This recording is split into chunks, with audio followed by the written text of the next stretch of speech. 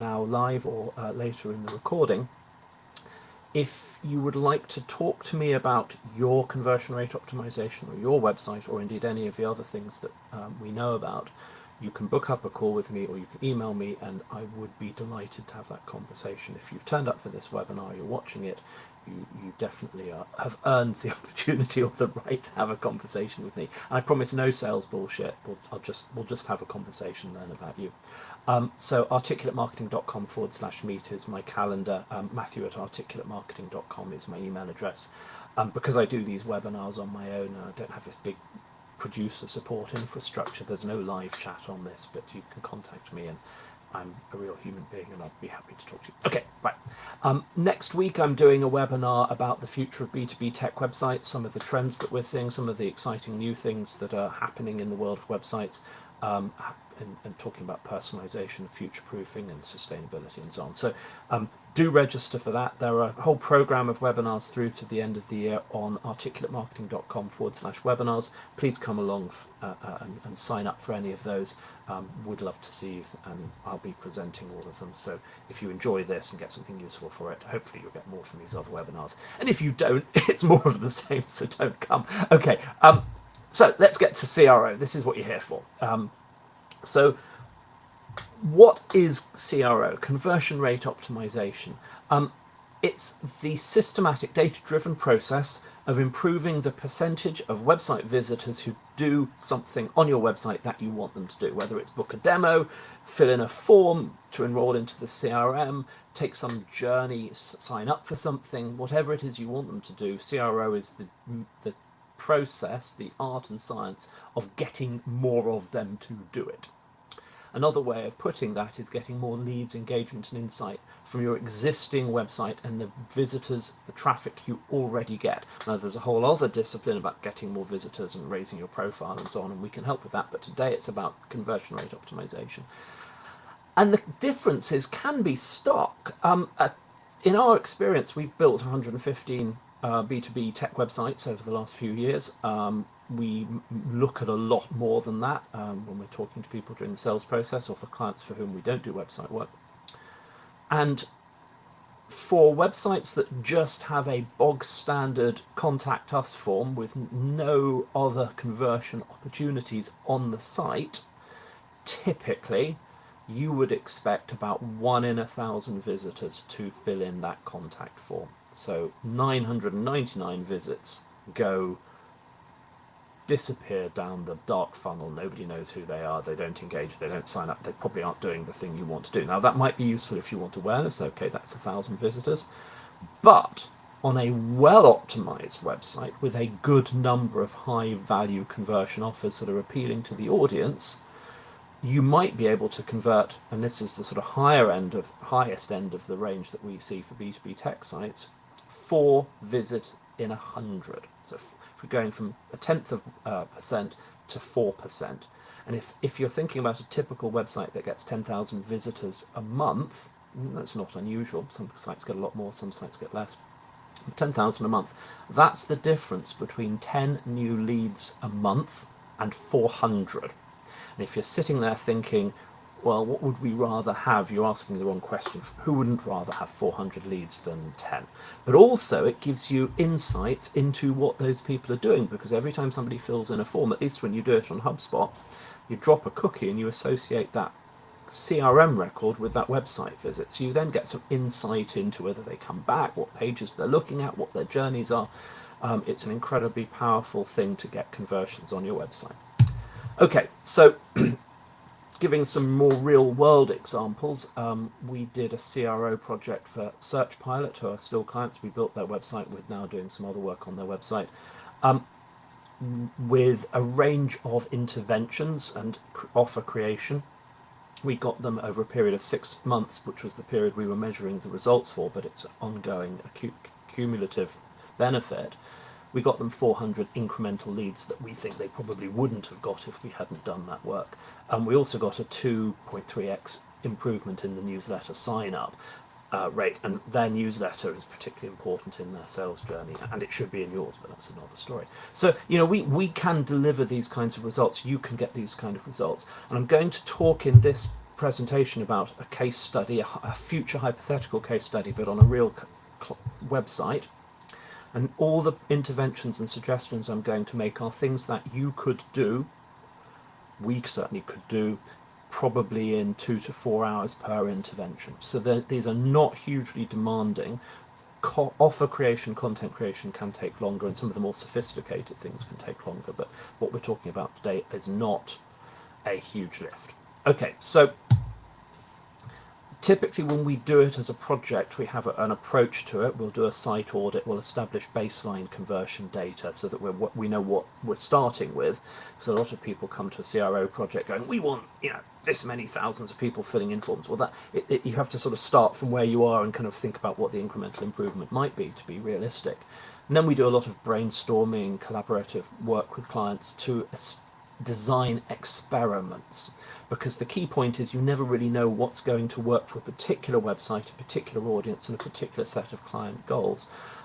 You've got to take an experimental approach to this, even though there are a library of pretty well-tested CRO activities that you can do, and we'll talk about some of them. And then we iteratively implement those interventions and test the results. So we build reporting dashboards. This screenshot is an example from a Notion database. It's actually from our boilerplate Notion database for CRO. But what we're trying to do here is just show kind of how we might design an experiment, and the documentation would then have designs and interventions and results on the Notion page. Monitor the results and see which experiments work. Some work, some don't. If a failed experiment is as interesting sometimes as a successful one, because it might point you in a different direction. The things that work, you implement, you pick the winners, you select the A or B result, you implement it, and then you try and do more, rinse and repeat. So this is a iterative process over a period of time. It's not one and done. Okay, so that's the methodology we typically take. So let's talk about some real world examples and some things you can go do. So that's what you're here for, right? Okay, so I have decided to zoom in on ZeroAvia. It's for reasons that I'll get into a bit.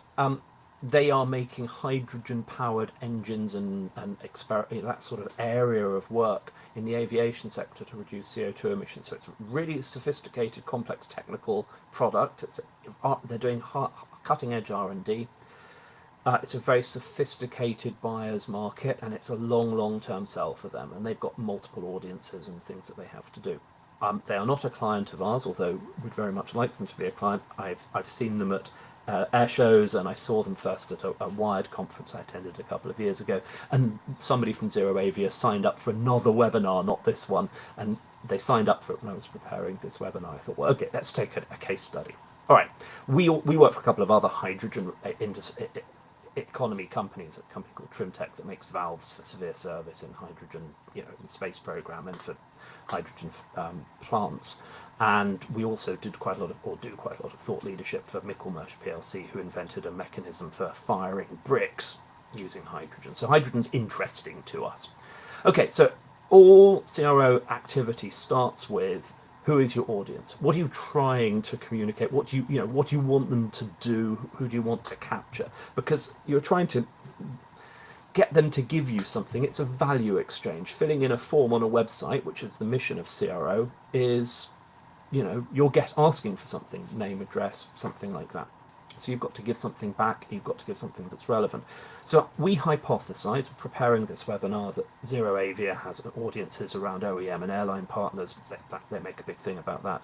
Investors and policy influencers and engineering and sustainability talent, so recruitment. So they've got different audiences. And their conversion goals are likely form submissions, partner inquiries, newsletter sign-ups. They definitely want that. Media downloads and job applications. So they're thinking about things like, and when I was preparing this, clarity of the value proposition, lead form optimization, credibility, signaling, and visitor segmentation. So these are all good things that you should be doing also on your website.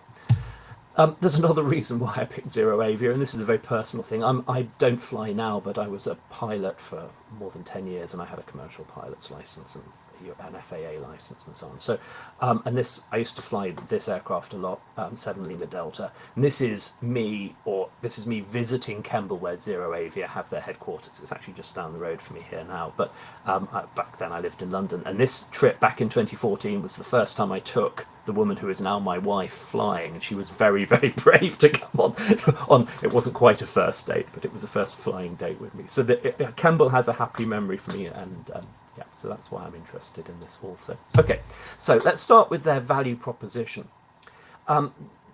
Very often the homepage banner is the most valuable real estate on a website, and I think there are a couple of issues with clarifying Zero Avia's proposition. The first one is actually testing different language, right? The clean future of flight is one variant, but I would be testing other kinds of headlines and other kinds of subtitles and sections there and CTAs on that. Language is one thing. And the other thing is they've got this white text over an animated video background, and the video is quite exciting. It shows what they're doing. It's, you know, they've actually got planes flying with hydrogen power and so on. But you actually can't read it very clearly. So there's a readability, visibility issue, and I would be testing maybe different treatments of that banner with the video on one side and the text on the other, or using tinting to bring that text to make it more readable. For this, this intervention, I would be measuring the number of CTA clicks, the dwell time of people, if they saw one version versus if they had the control version, which is what it is now, how long they spent on the website, how deep they scrolled on the home page, for example, because all of those are indications of whether people are engaged. And this gives me a little moment to talk about A/B testing. You need quite a lot of traffic or quite a lot of experimental data to get a statistically valid result from A/B testing. And a lot of people think that CRO is A/B testing. There are other things that you can measure and other ways of measuring it. But typically for most smaller traffic websites, the homepage often generates enough traffic that you can do some meaningful A/B testing on it, which is typically why we start there. But if you haven't got enough traffic, cohort testing, so you run one version for a month and another version for a month or something like that, just to get more volume of data, is another way of doing it. And there are some CRO interventions that you can do without having necessarily to A/B test it. You can just have quite a lot of confidence that making the text easy to read is a good thing and the right thing to do, and it will improve the visitor experience, even if it doesn't improve the click-through rate. So the flip side of that is, years ago, I was when I was the earlier days of Articulate, I wrote quite a lot of copy for various companies, including HSBC, and I was talking to my client there, and they could do A/B testing on their homepage in the UK. They had so much traffic that they could test the click-through rate of a slightly different shade of blue on a button in an afternoon and see if that improved the click-through rate, because it's just so much data. So that's a luxury problem. It'd be nice to have that much traffic. Okay, second thing I would be doing, if you scroll down to the bottom of the Zero Avia site, there's a form. It's a HubSpot form. I recognize the formatting of it, so good for them. They're using HubSpot somewhere. But the form, which you can see on this page, has a lot of fields on it, right? They want, job title, they want country or region, they want industry. I mean, there's quite a lot of stuff. Now, there is absolutely tons and tons and tons of data, which I won't rehearse here, that says the more fields you put into a form, the less likely it is people are to fill it in. So I would automatically be doing A/B testing on this form. And my hypothesis here would be a shorter form. I know this, we've tested it multiple times for clients, but A/B test to prove to Zero Avia that if we have a short form, you'll get more form submissions. And one of the key interventions you make with this is to make the email address blocking webmail addresses, because then people have to use a work address to fill in the form. And if they use a work address, you can then do a lot of automation in the background to go and find job title and company size, where they are. You can also use the IP address of the visitor to work out what region they're in. So you could get rid of 3 or 4 fields on this form and still get that information if it's important for sales or follow-ups or something. Second thing I'd be doing is getting rid of CAPTCHA, because although HubSpot wants you to switch that on, encourages you to switch it on, in our experience, only rarely is it necessary. If you get a sort of spam flood and somebody starts trying to attack your site or something, you can switch on capture and it'll reduce that. But most sites, most of the time, don't need it. But it's another thing that sort of gets in the way. Different companies have different opinions about this, but I think if you ask somebody to tick a box for GDPR compliance, like I'm happy to get these emails, if you're outside Germany, Poland or Austria, it's over-engineered for GDPR compliance and you don't need it, but it does put people off filling in the form. So I would be A/B testing this, a shorter form. Also, I don't like the word submit, so I'd have the CTA button on this be something like, please get in touch with me, or I want to talk to someone, or something that's a really positive action. Also, tentatively, I'd be moving this off the page and putting a CTA on the home page, and I'd have a separate landing page with the either contact us or whatever that form submission is for. And the reason for that is you can then give a lot more information about what happens after you've filled in the form and what the journey is, and lots of reassurance language about, this isn't going to go into spam filter and we're not going to bother you with 50 sales calls if you fit, or whatever it is, right? But that's a slightly more sophisticated thing. Okay. Next thing I'd be doing is I'd be looking at the CTAs on the homepage. So they've got things like learn more, read more, explore more. Not only are these not great for SEO, because the buttons they have their links, but they don't have descriptive link anchor text. Not great for usability either, for accessibility, who are people who are using screen readers. Learn more about what. But also they're sort of pretty passive. So I would, for example, think language like see hydrogen in action, or explore engines, or look at infrastructure, or something to make those CTAs a little bit more meaningful, and just see whether, perhaps using A/B test of the pages, that page got more click-throughs, or the pages that were being linked got more visits as a result. And you can do all kinds of tracking codes and things in these buttons to see if that works or not. Okay, next thing, I would be thinking about providing much clearer audience-specific journeys on the site, and I'd be looking in the background to be doing some CRM engineering to try and classify visitors and sort of put them into personas and target sectors and geographies and things like that, so the data was tidy.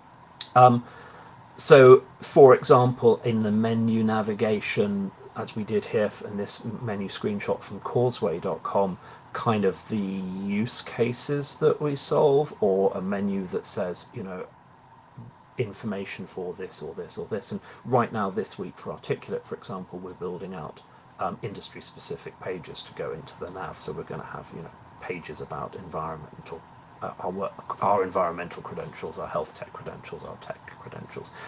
So communicating that is really important. You can get quite sophisticated with this. You can have sort of interactive things like, I am a persona in this sector and I'm interested in this. So I am an engineering director in an OEM and I'm interested in learning more about hydrogen powered engines. And that's a very different story from, I'm a journalist and I'm writing an article about something. Okay, so here I would be looking to see if we could get people to the right pages. I did a webinar a few weeks ago about optimizing the mid-funnel and talking about how you can do some of this. So there's more information from me and Articulate about that as well.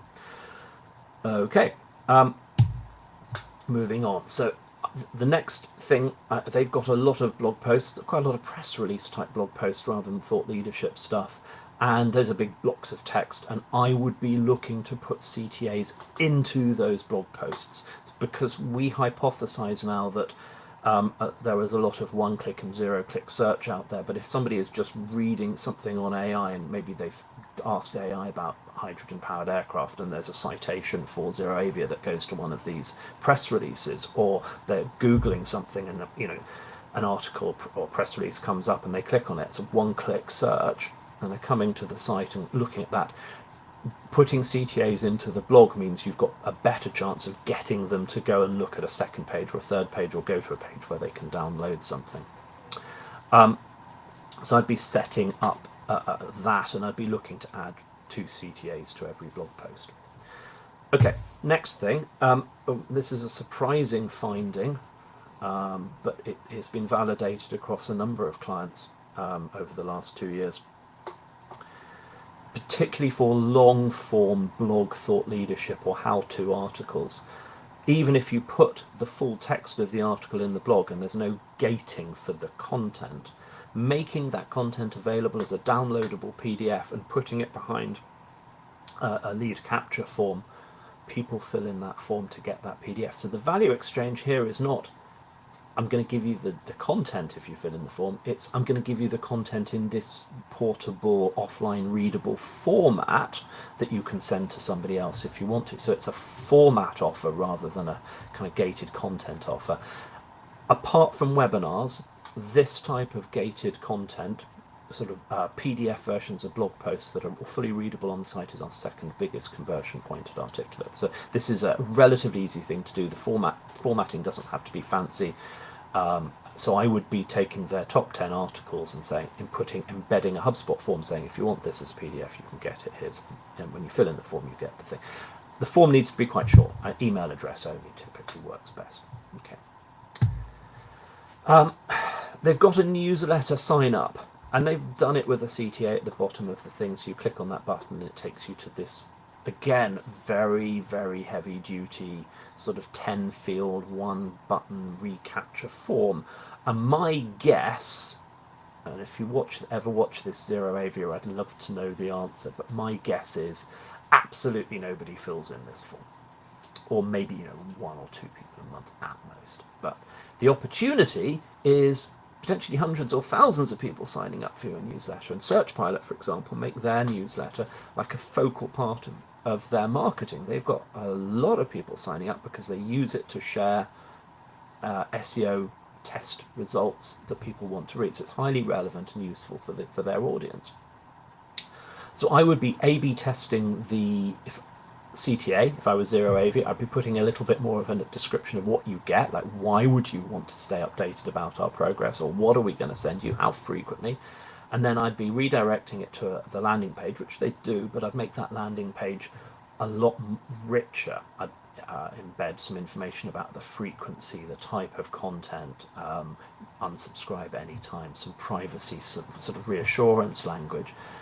I did a webinar about a month ago about emails that people want to read, and there's a lot more in there about how to build a subscriber database and how to do emails that are really attractive. But I think email marketing now more important than ever, but it's harder than ever.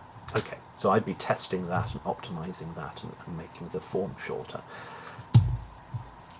Next thing I'd be looking at, and now we're starting to get into some of the more esoteric or exciting, or depending on your viewpoint, terrifying options. But HubSpot now makes it really easy to build an AI chat pop-up that you can embed all of your company knowledge, all of your articles, thought leadership, product literature, whatever you want in there, support information if you have tech support. And it does a really good job of answering questions. So we built a brand strategy bot that you could ask questions about Articulate's brand strategy work, for example. It took a couple of hours to set this up, and it works really well. So it's not a difficult thing to build, and you can manage the handoff between the AI and humans. So you can pick up sort of frustrated messages like, can I talk to a person, or how do I talk to a person? And it routes that to a form or a calendar, or if you've got somebody available, live chat. So it's got a nice mechanism for doing that. Think of it as ChatGPT, which it probably is, programmed with your company knowledge. Now, HubSpot charges for this. The bot itself, you don't have to pay a subscription for, but they charge you credits for each time somebody has a conversation on it. And it's 100 credits per conversation, which, what does that mean? Well, most of our clients get 5,000 HubSpot credits a month in their plan for free and use none of them. So that could be 50 AI conversations a month on their website that could be really helping people get the right information, really engaging with it, maybe handing off to humans for book a meeting if it's appropriate. So I would be looking at that and seeing whether people engage in that, and you could do that in an afternoon and test it for the first 50 visitors and then switch it off and you pay nothing. Okay. The ninth recommendation I've got is pop-up CTAs. Now, this is a really nice example from Searchpilot, who are our client, but they built this pop-up. We didn't, so I just want to give them credit for that. But it's really, bright and in your face. There's a time countdown thing. There's there's Will smiling and talking about what he's going to do. When you click on it, there's a really nice squeeze page, landing page for you to sign up. Really, really good. And in fact, I think for Articulate, we have these little hello bars at the top for the webinars, all very sort of understated and polite and not in your face. And I think maybe I should start doing some of these a little bit more in your face countdown pop-ups. But there are a whole range of pop-ups you can build with HubSpot or other tools. So for ZeroAvia, I would be, for example, thinking about running a thought leadership webinar on zero carbon aviation, or maybe when they have a flight test milestone, maybe sharing a video on behind a landing page, or having a live interview with a test pilot, or that sort of thing, and just be doing that on a regular basis and having these pop-ups and capturing contacts as they do it. So I'd certainly, if I was ZeroAvia, I'd be testing this. Lastly, and this is probably the biggest, hardest thing, unless you've actually got the content already and you just haven't deployed it, but if you have high value content, for example, we now publish these flagship reports every month about sustainability websites or health tech influencers, or future of AI and so on. So in addition to our webinars, we've got these reports coming out.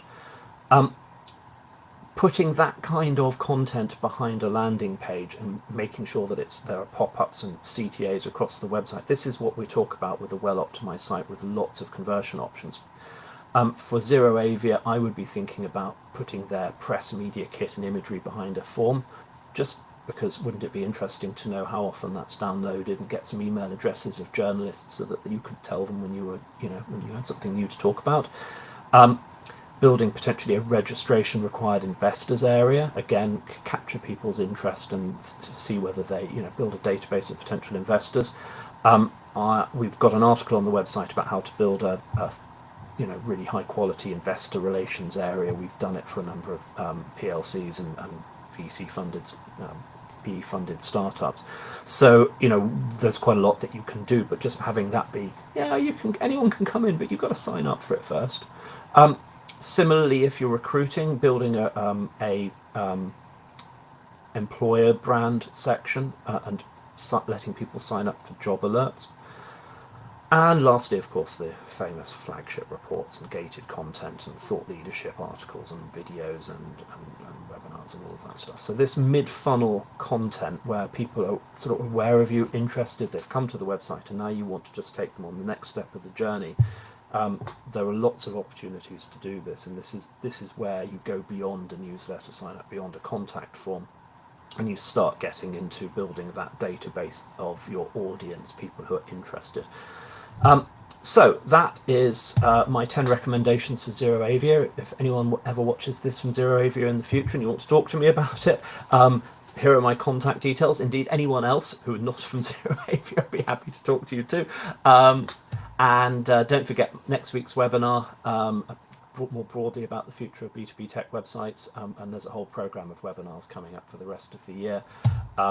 It's 10:30, I'm bang on time. AJP Taylor, eat your heart out. I thank you very much for attending, thank you, and have a fantastic day.